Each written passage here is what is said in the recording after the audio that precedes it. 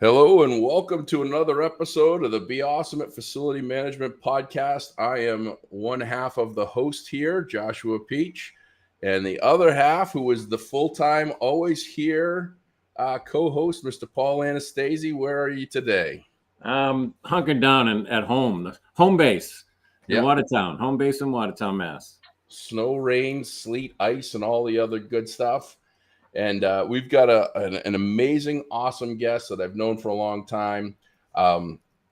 Really excited to be doing these live events because, you can chat and tell us what you think and come online with us and ask your questions, and you can ask anything. Before I get to our guest, there's one thing I wanted to touch on. A lot going on this week. Obviously, we have a war going on, a world away from us, and there's a lot of bad stuff going on. And some folks this week have said, what are you doing? Why are you doing it? What are you promoting? Why are you continuing on? And I thought about whether or not we should have this podcast this week.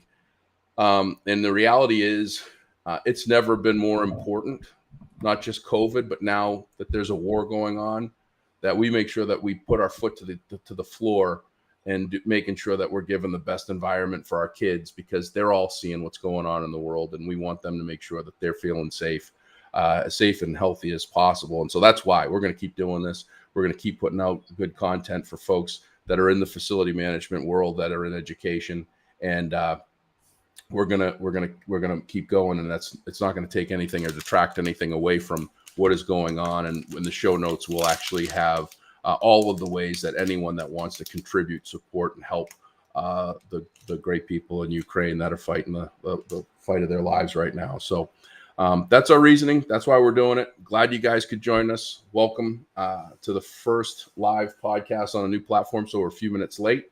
But without further ado, I got to introduce this guest. This is just... when I talk about the luck that I have and the people in my life, they don't get much better than this guy. I've known him for just about my entire career.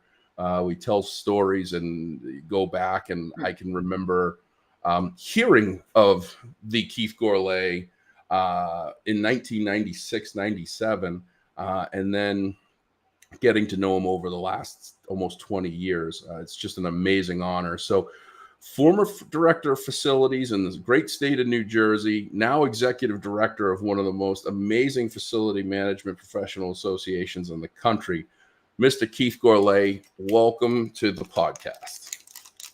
Well, thank you for having me. As always, it's great to see everybody. And thanks for all those kind words. You're so good to me. You really are. Well, call you the professor for a good reason. You've taught me a lot over the years. And I see that wall of awards, but it's blocked by that massive telescope. What are you looking at? I don't know why, but I had to bring it inside because the neighbors were getting nervous. So I brought it in and I moved it away from the window so that, people get the wrong idea right away.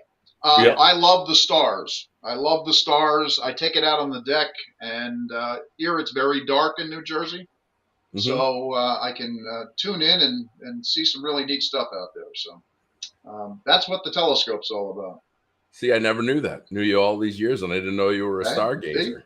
We learn something every episode, don't we? Every episode, Paul. It's if we ask enough questions, we will find some answers that we didn't know about. Talk to people we know for years, and we learn something new. Bingo! I'm still learning stuff about you. I thought I had it all locked down. So Keith, let's start off at the beginning, because you got into facilities, 84, 85? I was actually in facilities, believe it or not, in 75. Wow. I started in hospitals. Okay, so I was one of those guys. I did. I always talk. I say I did. It sounds like I did a prison term. I was in one hospital for 5 years. Learned a lot there. Moved on to another hospital. Spent 5 years there.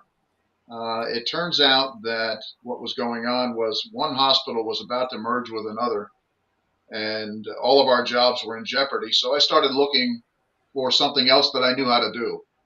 And lo and behold, what do I see? An ad for Sparta Board of Education, Sparta, New Jersey.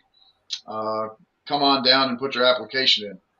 So I said, all right. So I put my application in, didn't hear anything for what seemed like forever. Interviewed, again, didn't hear anything for what seemed like forever, because the difference between hospitals and schools are that hospitals, everything is now or earlier. Schools are, yeah, when we get to it. Okay, so, or when we find the finances for it, that's better yet.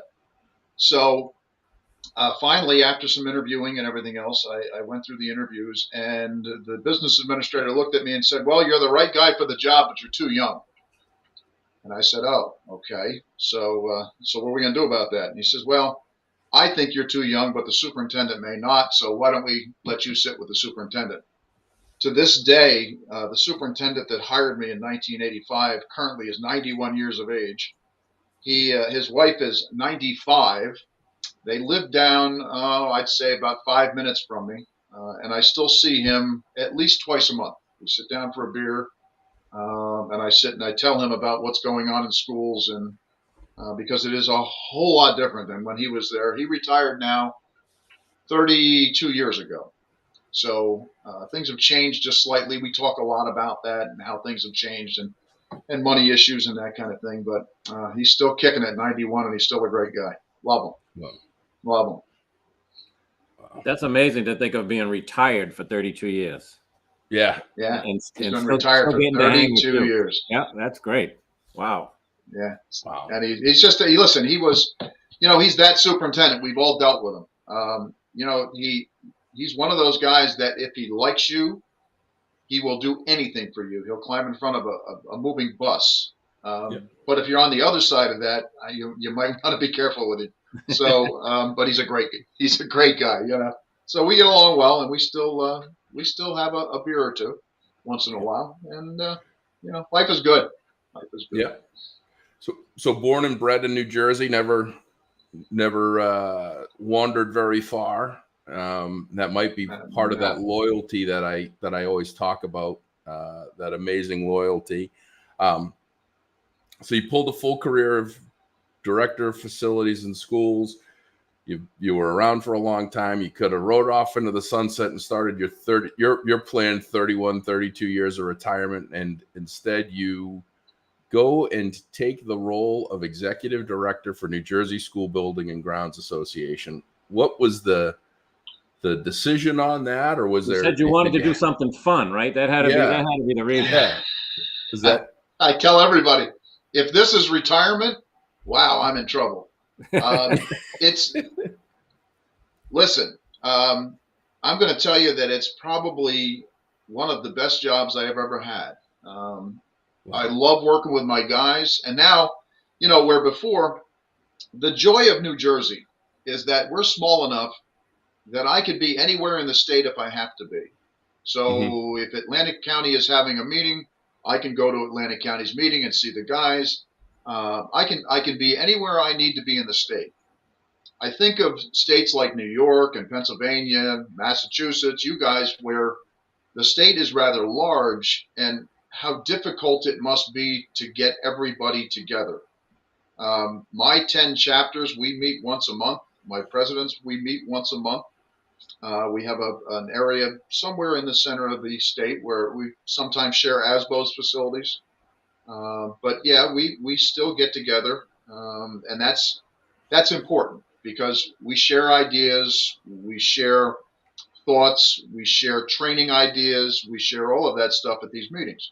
So for me, I'm willing to travel. I'm willing to do what I got to do, but the position came, it was, again, my life has been, I had zero complaints. I've been really lucky being in the right place at the right time. And I was at my 30 years in Sparta. I only needed to do 25, so I suffered through another 5. And Paul, you'll understand that. Yeah.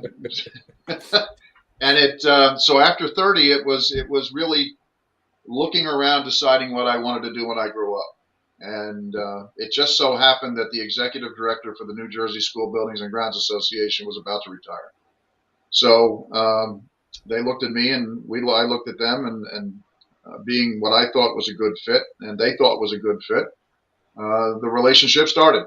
And what started out as we'll call it a part-time job at the time, has become full-time plus. So, but listen, full-time plus, I don't have to get in the car to go anywhere. I get up in the morning, I have a cup of coffee, I come to the desk, I stay at the desk as long as I want, usually longer than I need to, but I stay. And it's been that kind of a job. And I think we've been lucky enough to advance. We've really, our training programs have advanced. Believe it or not, I think COVID actually helped us.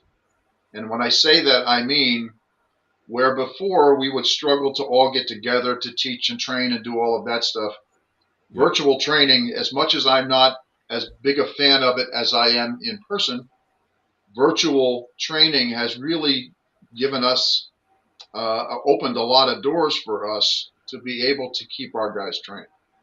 And as you know, here in New Jersey, we have a CEU program, we have a CEFM program.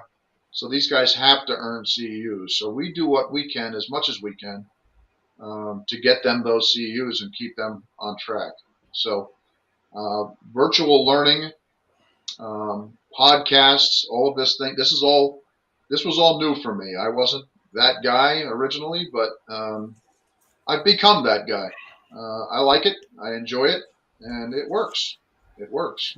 How long did it take you to shift gears? I mean, I from what I'm hearing now, you weren't worried about the snowstorm coming, other than maybe your own driveway. No one's calling your phone and telling you that the roof's leaking or that the toilet broke, and all of a sudden that just stopped. But sounds like it was a fit. It was a good fit for you. It really was. And for me, I was lucky. Like, I've always been that guy, that, when you put a bunch of guys in a line and you ask for the volunteer, and there's 10 guys in the line and 9 of them take a step backwards and leave that one poor guy standing out there all by himself, that guy. That's never been me. I've always been the guy that would step up and just because I want to learn. I've got this yearning to learn whatever I can and do whatever I can. Unfortunately, I think most people are starting to see I don't know, I can't call it the end to volunteerism, but I can certainly call it, it's a little more difficult now to find those guys that are ready, willing, and able. The new guys coming up and through are overwhelmed with what they have to deal with. But getting back to your question, how hard was it? I couldn't wait for the first snowstorm to sit on my couch and just watch it snow. Just watch it fall. It was the best day of my life. Okay. Yeah. I just sat there and I watched it snow, and I'm thinking, well, who do I have to call to do this? Nobody. It I was the best day of my life. I don't have to drive through the pile at the end of my driveway to go somewhere and make sure that everyone's doing what they're supposed to do. I can sit and just watch it. Let it pile up. Yep. No more 4 o'clock rides when it's snowing to go out and see what the roads are like. And what do I have to call the guys in? Do I not have to call the guys in? I'll tell you what, I don't miss any of that at all. No watching the Weather Channel for a week ahead of time because you can see it coming across the country. And where's that rain, snow line? Hey, look at that. Yep. Don't miss any of that. Don't care. I just have my own driveway to worry about, and when that's a mile long, right? And when we did the episode in preparation for the 31 inches, and I was having the generator hook up, my snowblower broke. So it was the first time since 2015 that I didn't have the ultimate responsibility of clearing the snow and got a plow driver to come and take care of it. I can tell you, it was really cool. Like, I sat by the fire, didn't worry about much, just waited for the truck to show up and push the snow. And what I thought was fun clearing the snow or taking care of all that stuff, it's not like, I don't know if it's age or what, but it's not as exciting as it used to be. Yeah. Today my biggest question was timing the chili that I'm cooking and when I could leave it to go outside to run the snowblower. Yeah. So yeah, Keith, you hit a point, which is amazing. It's amazing how all the stuff all kind of pings into place. But I actually got asked to do professional development in Alabama for the Alabama ASBO group. And I said, well, yeah, what do you want me to talk about? And they said the title is going to be what we learned from COVID, and how it's changed how we manage facilities. And a part of that is virtual training, virtual learning. And then another parts of it that we're going to talk about is, process change, importance of equipment maintenance, a lot of pieces that was overlooked and didn't have the level of importance it had until there was an actual illness that was there. So educating our facility staff on the truly the proper way to take care of our buildings for health and not just appearance, because you can have a nice looking building, but it can be really unhealthy based on, lack of adequate maintenance and training and all of that. So, you think you hit it right on the head with that. And Paul, you and I we've got some history for New Jersey School Building and Grounds Annual Conference, which is coming up. They make a great roast beef, don't they? So we took it off the menu. Yeah. Soup for everybody. Yeah. So true story. There's going to be listeners that have heard this story before, maybe even 100 times. There's some that have never heard it. But I was honored to be asked to deliver the keynote at New Jersey School Building and Grounds Association in 2017, March 13th, 2017. And I flew down to Philadelphia. I rented a car, a black Suburban. It was nice. Brand spanking new, and I drove over to Atlantic City where they always have their event. Had a great night, got to hang out with everybody, and the next day delivered the keynote, arguably the greatest keynote of my life, because it was potentially going to be the last one. Almost the last one, right? And so after the keynote, I love engaging with people when I go to events. So we went into the conference center, the convention center, where the booths and the vendors were. And I remember someone handed me, it might have been Anthony Amiano or somebody was there that handed me, came over, give me a big hug and big handshake. And I was just feeling so good. I can remember it. And I had a beverage and I took a sip, and it was like the most delicious taste of beverage I've ever had. And then I looked over and I saw this beautiful carving station. And the woman just was, she was making a mean prime rib sandwich. It was just mouth-watering. So I got one, and we're talking, and I took a bite, and I can remember that being the most delicious bite of food I ever had. I took a second bite, and I don't remember much of anything. Stopped breathing, started choking. Paul and I talk about this stuff all the time, but I think sometimes we don't talk about all the details because I don't want to know them. But nobody really noticed or saw that something was wrong with me, other than Paul caught it, and I got 80 pounds and a couple inches anyway on Paul, and somehow he figured out a way to elasticize his arms, get them around me, and Heimlich me twice. And successfully breaking a couple of my ribs and bringing me back to life. And obviously I made a bit of a mess with all the stuff that got stuck going down, came back up, and then some. So I made a bit of a mess on the show floor. I still owe you guys for that one. I apologize. And I will say the piece of roast beef looked like a surfboard when it came out. Oh yeah. So you need to learn to chew. It was a year to the day. It was a year to the day in 2018. You and I were walking that same show floor. Yep. And all we hear is this woman say, "Hey, you're the guy I almost killed." And it was the woman that carved the prime rib for me the year before. And there's a lot more to that story we'll share in future episodes. We took pictures with her and everything. Oh, yeah. Of course, you got to do that. Yep. But we've been going down for years. You welcome other states to come down to your annual event. I'd love to get some insight to share with other executive directors and associations that, are striving to grow or to do more. I talk about you guys all the time.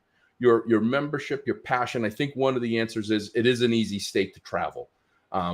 Yes. So that's definitely a part of the formula that Montana might not be able to capitalize on. Yeah. But some of the pieces that I think people can capitalize on is the personalities, the camaraderie, the care, the professionalism. Your closing banquet with all of your chapter members proud with their blazers with the seal on it and all their individual flags. Like, walk me through how that gets built? Like, how do you, that this doesn't happen overnight. It's got to take a lot of constant work, but like, how do you build a membership that's just so loyal and so, like, you sell out of space for your vendors. You have 500 plus attendees at your event every year. And it's not like, it's never a worry. It's like, they're all they're coming. We build it, they're coming. Listen, it's a worry. I lose sleep over this. You don't make it look like it's a worry, you know? Yeah. It's a worry. But, you know, we're at, we have 220 spaces on the show floor. If we have to, and this year we've kind of decided we don't want to, if we had to, we can actually go outside and add another probably 15, 20 spaces, but you're not actually on the show floor. And people come in, and even though that we tell them about that, they're not happy about being out there. So we try to keep it inside. We are 10 booths from being sold out right now. So it's amazing to me how many people, how many loyal people we have that keep coming back. I thought with COVID and everything else, you know, a few of these people aren't going to come back. I was shocked when I came back from the National, how many people from National are coming on board with us. I mean, people just want to get out. Our show started in a Holiday Inn. This should actually be our 26th year, and it's really our 24th because we just lost the last two. Right. But we're really looking forward to celebrating 25. This was started. Bruce Doty was the guy that really started this years ago. I was fortunate enough to be invited to come along, and I kind of did registration at the desk, not having any idea what I was doing. I mean, okay, what do you want me to do? So we had I think there was 35 booths at the Holiday Inn that we were at. It was down in Jamesburg, and there was a pool. This is the part I remember about the whole thing. This is whether it was a success or not doesn't matter. What I remember about the whole thing is that lunch was served next to the pool. And there was a grand total of maybe 2 feet behind the chairs to the pool. And all I kept thinking was, somebody's going in. All right. There's no doubt in my mind, somebody's going swimming. We made it through without anybody going in. It was well attended. People came. And that's, I guess, pretty much where I got my start with this. It wasn't too long after that that our guy that did registration, who actually introduced software into the how we did things, he was having not issues, but he'd had enough. And so I said, all right, I'll take over the registration piece. Well, it was all manual back then. So, you know, it was somebody, an Excel spreadsheet, and you know, we were filling in the blanks, and it was just a ton of work. Now it's gotten a little bit easier because all you have to do is set up the programming and away you go. But the loyalty just amazes me, not only with the vendors, but with our own people. We've you know, when I look back at who was at that first expo and look back at all the people that I've dealt with all these years, most of them are gone. But guess what? New guys have come. New guys have filled in. The loyalty remains, and it hasn't changed a bit. It's just gotten stronger and bigger. At what point did the executive director position come into play? It wasn't there year one. How did that come No, about? it was not. I'm going to say that our first executive director was probably, it's got to be 20 years now, I would guess. Yeah. And it was a part-time position. It wasn't even a paid position. Basically, it was, you know, whatever expenses you had, we would reimburse your expenses. And that was one gentleman who kind of took the role. The next guy, Charlie, came along, and Charlie sat in the seat for a lot of years, and he brought us forward. So when Charlie was ready to retire, it was time for somebody to step in, and it was just perfect timing. It couldn't have been better. I had my 30. Charlie was ready to go. So I just kind of stepped in, and you know, my goal was to kind of pick up where he left off, and take things further down the road. For instance, we hadn't done anything. Our registration for Expo and everything else needed to be automated. Okay, so the people would go click, click, click, and they got in. And believe it or not, for the guys that were doing this for a long, long time, that was kind of a tough pill to swallow because it's a change. Some people just don't like change. So I think I've done a fairly good job of, I don't want to say making promises, but trying new things and making them work. All right, and we've advanced through that mindset, and it's working for us. It really is. So when I was secretary in up here in Mass, in my time as 2 years as secretary, I converted the system from snail mail to email, and that was a shock to people. I know even after 2 years of trying, I still had 7 people that I had to snail mail minutes to and invitations to and all that. But that was a big change for them. And then executive director came years later for us. I mean, we're still on our first executive director. I mean, Kenny, we still got a lot of miles on him. He'll go for a while yet. Yeah, and you got to what you got to remember about Kenny is somewhere around in the middle of his back there's an off switch, so you can turn him off, and he comes down to regular speed like the rest of us. I don't have one. Yeah. I wish I did. I wish I could just chill out for a while. But no, he put it where he can't reach it. The rest of us have to reach it and bring him down. But just so you know, here in Mass, after all the years of coming to New Jersey, we're trying to model ourselves after your organization, and you guys deserve a lot of kudos for what you've done there and how you've grown it to what it is. And we aspire to be in New Jersey. We really do. And we appreciate that. It's funny. I guess everybody needs to start somewhere. And we used to, New York was our place. Okay. Yep. We used to look at New York and say, we'd like to be able to do it and we modeled from them a lot. And they still do a great job. But I think we've actually now gone beyond, where we ever thought we could be, to be honest. And it's just, I don't see an end. It really, people look forward to it. I got a couple calls today that somebody somebody called me and told me that you guys are having a conference expo. And I said, yes, we are. And he says, well, we'd like to come. And I said, you better hurry. And he smiled at me.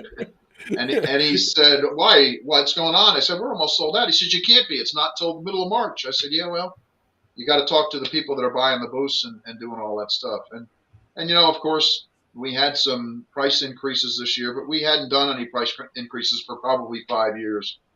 And I think we all see what's going on around us as far as pricing and costs and everything else. So Atlantic City, raised the numbers, so we had to do the same. And I'm going to tell you that loyalty is a good thing because nobody really said a thing. They're there to support us, and it's still going strong. So fingers are crossed. Great. I go as a vendor as well. I mean, I've had the honor to speak, over the years, but I've also gone with companies as a vendor, and I've told you openly. And if anybody wants to yell at me about this, I would tell you every year you don't charge enough. The value that brings. Look, just the energy. Like, a lot of people don't think that energy. They don't think about the value of energy. You walk into, I remember when it was at the Taj, going back 10, 12, 15 years ago, now at Harrah's. But if I went into the Taj or I went into Harrah's, the second I got out of the car and I entered that door and I saw your members with their badges and they were there, the energy, the excitement, the anticipation, you feel it. Like, I leave your event energized, like excited. I leave when I get the opportunity to speak to your members and I get to spend 2 days in their offices in a conference room and talking to them about leadership or teamwork or any of the things that we've talked about over the years. And I hear them, I get excited. And it was a salesperson. It's really tough to, at times when I was in the sales portion of the business, it was tough because you sat dialing you guys, and you get hung up on, and I don't have any money, and I don't have any of this, and you sit here and go, well, what the hell are they doing? What are they going to do? They need to do something. And when I go to your event, and now it's MFAAs, doing a lot of the stuff the same, and other places, I see what they're doing. I get excited, and I go, wow, they're taking initiative, innovation. And the reality is, and Paul and I talk about it, is, you think about 1975 when you started, but let's take 75 to 2000 off the books, right? Let's just take 2000 to 2022. How much the industry has changed, and how much more is on facility professionals' plates and their teams, and how much more valuable learning and professional development is. We wear many hats. How many times have we said that? So many hats. Which, by the way, that's a pretty snazzy hat you got on there, Paul. You like that? Yeah. Was that a deer? That's a deer, yeah. Nice. Yeah, it's smiling. The good stuff for this one. Yeah, it's smiling. So, one of the other things, how do you get such amazing volunteers? Like, you're the only paid employee, but your registration desk has got 10, 15, 20 people that look like they're full-time registration employees. Now, we have carrots. The carrot is, if you work, we put you up, all right? We not only put you in a room, we pay for your registration, we do all of that stuff. And I'm going to tell you that in all the years that I've been doing this, I can't ever remember ever having a bad volunteer. Wow. No lie. Every guy that shows up there is he's coming to work, or she's coming to work. And it's amazing. It's amazing. And it's been 2 years since our last show. To say I'm nervous and jerky at this point would be an understatement. All right. Because again, I haven't done it in 2 years, but I've done it for a lot of years. So the first thing you think is, what am I missing? Have I forgotten something? My journal that I put together for the show is 52 pages. Biggest journal we've ever done. And it gets bigger all the time. It's just, so, by building the journal, and there are 3 of us that actually do the show. There's me on this end taking care of the registration, the journal, the badges, all of that good stuff. Bruce is on the other end. He's taking care of selling the booths. And there's a lot to selling booths, believe it or not. You don't just throw somebody in a booth, because you certainly don't want this guy who happens to be selling mops and buckets and whatever else next to this guy who happens to be selling mops and buckets and whatever else. So you try to wiggle and move them around. It's a job that it's a massive space. Yeah. Wow. Yeah, it's a huge space. So he can, I love the fact that he's doing it, because he can keep that job. I don't want it. Yep. So he's doing a great job with that. And then we got Henry on the other end, who is, he handles the training piece. He handles the tchotchke, the buying of the pens and all the other things we give away, the bags. And so he handles all of that. So that's the 3 main pieces, and the rest just kind of falls in. We get there, we do registration desk, we get that all set up. I leave here with all of the badges and everything in an envelope, so that when people show up, here's your badge, have a nice day. We've streamlined a little bit this year. We've always used tickets for meals and those kinds of things. And this year we said, you know what? Let's just fold in the cost of the meals and everything else. Yep. Your badge will get you in wherever you want to go. And I think most people do it that way. So that's made it a little easier. As the guy that loses every ticket, thank you. It was funny. I was at Wisconsin ASBO last week, out in Wisconsin Dells, Wisconsin, and they do something really cool. They raise money for charities by asking vendors to every vendor's got raffle prizes that they'll have at their booth to generate buzz or business card dropping. And what WASBO does is they give the attendee list to all the vendors, and they ask that they donate a raffle item. And so they have that contact list, and then they sell arm lengths of tickets.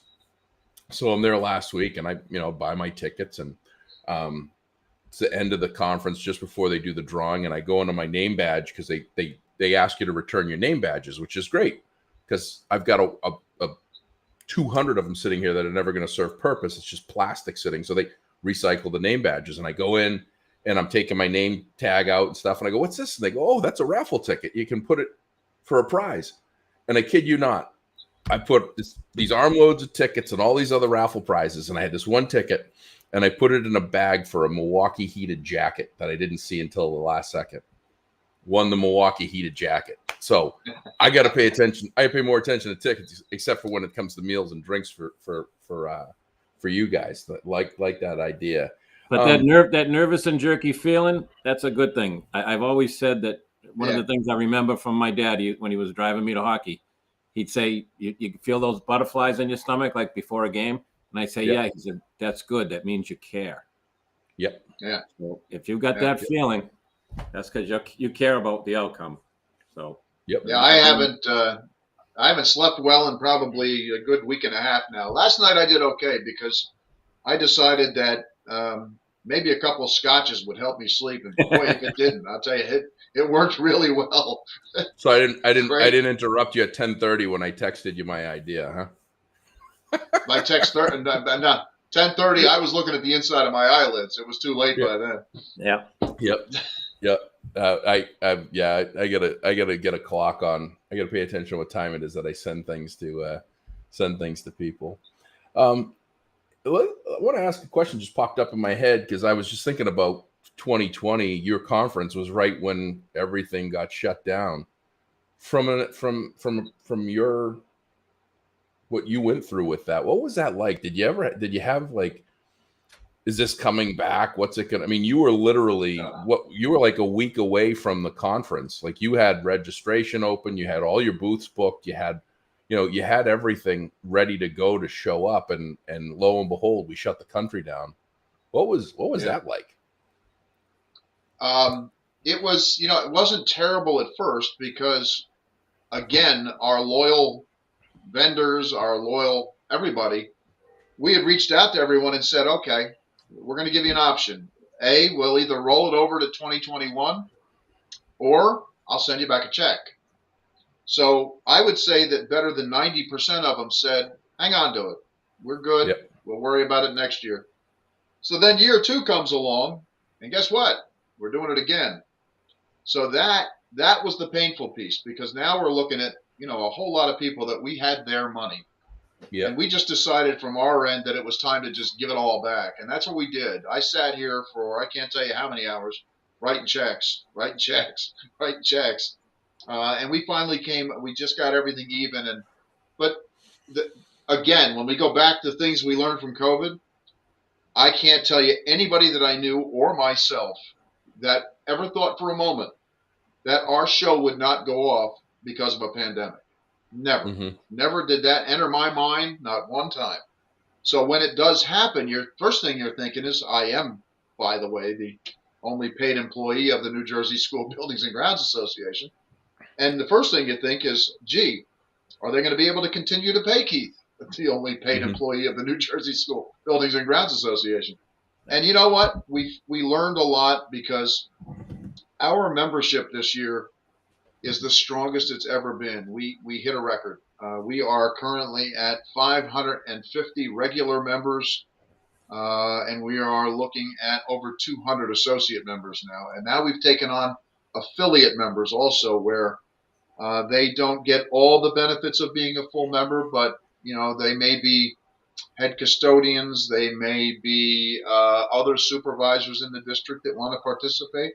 So we've created a spot in the bylaws for them, and we've taken on about 15 affiliate members now. So that gave them an opportunity to come out and see what we do, and they're working their way up to try to get in a seat, and that's worked out very well for us. So we are stronger than ever, and I'm in awe.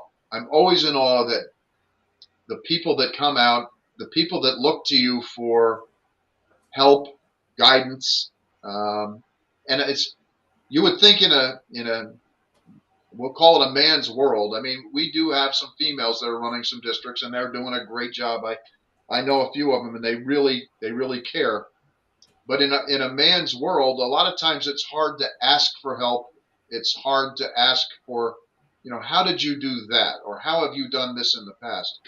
I get that all day long, and I think that's great, because there's no need for any of us to reinvent the wheel. And Paul, you know that Absolutely. somebody before us has done it, and somebody after us is going to do it.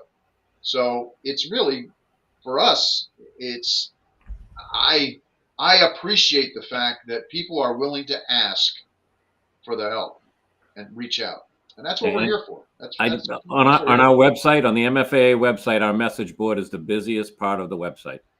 And for. Yeah, you send a question out, asking a question to 128 people or whatever it goes to, there's always 6 or 7 that answer. Someone's done it before. We're actually starting somewhat of a mentoring program for new facilities managers, because we're having such a hard time getting entry-level people to come in. And we don't, when they do, we don't want them to fail.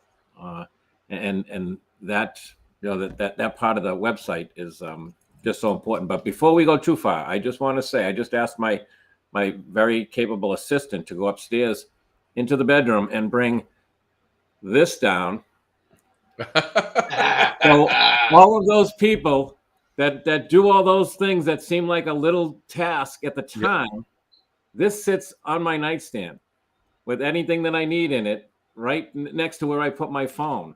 So there you go. There it is. It's been there. There's no date on it, but it's been there a long time. I'm not sure which year it is that we got the mugs, but We can Paul, definitely tell you that it's pre-Keith. that was that we call that Charlie Chachka. Okay. Paul, we're going to need to have a board meeting after this so I can get some approval for budget for an assistant as well, because I don't have one. Yeah. Well, my assistant's working on chili. That's going to be her. Oh man, chili on. It's snowing again. Yeah, just looked out the window. Just started snowing again. Well, Keith, this has been great. I got to find out that you're a stargazer that I never knew. Your event is coming up March 20th to the 22nd in Atlantic City at Harrah's. CEU credited courses over the course of the 3 days. Exhibit hall. Are there spaces left open for vendors? Are there spaces left for attendees? And like you said, better act now. But are there both registrations open? And how do people get a hold of you or learn more about the show? We will not shut down until I am full on the show floor as far as associates and vendors go. And last I talked to Bruce, which was this morning, we were about 10 from being full. So that will come soon. We will shut that down as far as that goes. But as far as taking on people that want to just attend the show, our guys, and again, we've always, for years, we've never allowed vendors to just come in and walk around. You have to have a booth, because I mean, if you're spending the big bucks to have a booth, why then should you be able to just stroll in for a lot less bucks, suitcasing, and just be able to walk around? So everybody on the show floor, every associate, every vendor on the show floor is attached to a booth, and they'll make adjustments. We have some vendors that bring in companies that work with them, and that's fine. We're okay with that. So we are open until the 14th of March for regular people to attend. That would be my guys, buildings and grounds people, custodians, whoever wants to come. So that's open. It's on our website at njsbga.org. If you click on the yellow scrolling bar, you will get right to where all of that registration information is. Pricing is there. All of that stuff is there. Or you can call me here in the office, and my number is 800-851-9382. And I'm usually here. And when I'm not, the answering machine will take care of it, and I'll call you back. Can you give me that number again? Because I have your cell phone number, obviously. I want to put that in the show notes. 800? It is 800-851-9382. 9382. Perfect. It looks Great. like We'll we've put got all that. someone in the chat, Josh, that's going to see us in New Jersey. We've got a whole bunch. Well, we've got a whole bunch of chat. We get this new technology that we're working on, but we've had Bob Bittner, Jimmy Martin says best show, biggest booth expo. Mike Bremer likes seeing familiar faces. KP, also known as Keith Plummer. Pat Buchanan must be watching with his eyes closed because it says nothing showing yet. We started a few minutes late there, so sorry about that. And of course, now we get the potential. The hackers. You acknowledge the chat, and what do we get? Something that we can't even read. Yeah. And we definitely won't click on. Glenn Miller, hey, look forward to seeing you, my friend. He says, nice job, guys. Scott Carpenter, great job. Yeah, we will. And Glenn, yeah, it was news to me that you have an 800 number too. So Glenn Miller said, wait, we have an 800 number. So no, all years, calls are Glenn, for years. Well, this was great, Keith. I appreciate you giving us some of your time and sharing a bit of your story with us. And we are really excited. We'll be making the trip down together in the Wally wagon. We'll make Lampoon's Vacation look amusing, less amusing. We have more fun on our drives down Atlantic City. Lots of beef jerky we'll be eating in that trip. So we'll see you in a few short weeks, my friend. Well, all I can say is thank you for the opportunity, and please get there safe. I'm really looking forward to seeing everybody's whole face in person, which is a good thing. And so far, so good. Atlantic City has not issued any rules or regulations at this point. The only thing they tell us is that all candy must be wrapped. I can't even imagine having a bowl of candy on my unwrapped with 1,000 hands in it. I can't even go there. No. I just can't do it. Yeah. So no communal candy corn. That's no communal candy corn. Absolute travesty. So, well, listen, look forward to seeing you. Before we wrap up, Paul, every week, every episode, we're going to showcase excellence and education in the operations world. And the note that I sent to Keith last night was at 10:30 because I wanted to see if we could find, if I could, a simple search for someone in operations from Ukraine that's done something amazing. And as all the world kind of puts things into place for me, very fortunately, there was a story, and I'm going to read it to you because I think it's pretty damn powerful. And it also happens to be somebody in the great state of New Jersey. So this was in 2019, Clifton, New Jersey. A man who worked as a custodian at a New Jersey school district will start the next school year as the assistant principal.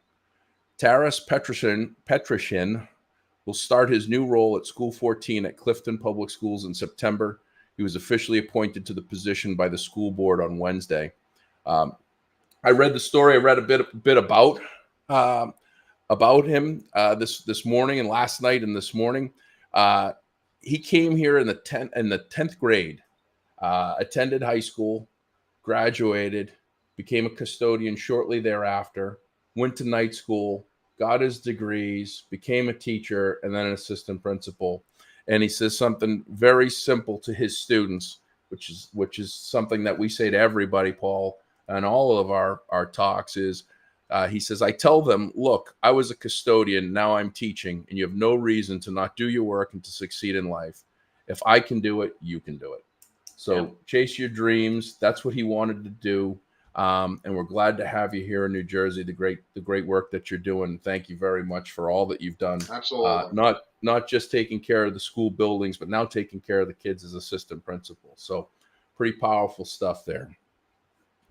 Well, Paul, another episode in the books. Next week, I'm going on the road. You're going to be dialing in. We don't know the day and the time, but we really appreciate everybody following along. But we're going to have a good friend of ours, Greg Lookabow, in Texas next week, and maybe a bonus episode. There won't be a Friday episode because I won't do one of these episodes. I decided when we started this thing, it was going to be as he can make it, but I will not do an episode without my stellar co-host, Mr. Paul Anastasi. So thanks for another one, my friend. I appreciate you always making time, whatever house you're at or wherever you are in the world, making time to come on and be a part of this. Yeah, looking forward to Greg too. There's another guy without an off switch for sure. No, To talk about no off switch on that guy. And powerful. I mean, he knows his stuff. And we're going to get down and dirty. We're going to talk about leadership. We're going to talk about cleaning. And he's one of the top in the business, one of the godfathers of creating the Facility Masters program, Facility Masters conferences. Someone that I've looked to for many, many years. So I'm excited to have him. He's been on a podcast with me once or twice already. So I know what we're in for, and it's going to be a whole lot of fun. So I can imagine. We will see everybody next week. As always, love the support. 5-star ratings and reviews are always great on the podcast platform. You do it. Free t-shirt, coffee mug, or tumbler. Whichever one you don't have, we'll give you. If it's not a 5-star review, call me. Send me an email. My direct number, always 508-238-5711 or josh@beawesome.com. josh@beawesome, beausm.com. It doesn't get any easier than that. Tell me what we're doing wrong and see if we give a little consideration whether or not we'll fix it. I'll send you this link that I have in our chat that I don't know what it is too. Maybe you can look at it for us and tell us what it is. But keep doing the great work that you're doing. If you're in the facilities operations profession, like I said at the beginning of this, it's never been more important for us to give our kids the best environment that they can have. The best 8 hours of their day for many of them is in your school building. So keep doing that work. Keep raising the bar. And remember, if you can be anything, be awesome. We'll see you soon. Bye, everyone. Thanks, Keith.